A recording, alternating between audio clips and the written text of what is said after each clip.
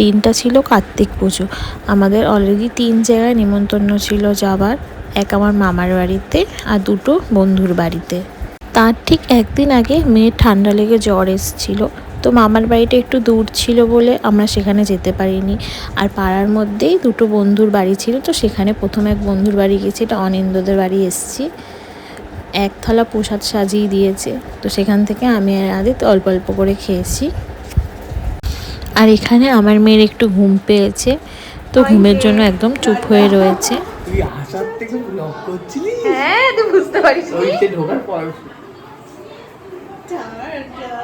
30 তারিখে সবাই চলে যেও একদম এই মাসের তেল রাখিস। ঠিক আছে। তারপর আমরা আসলাম শুভদার বাড়ি।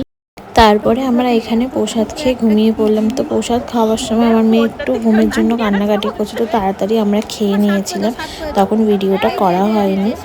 এখানে আদিত ওর বন্ধুদের মেয়ের অন্নপ্রাশনের জন্য সবাইকে ইনভাইট করেছিল।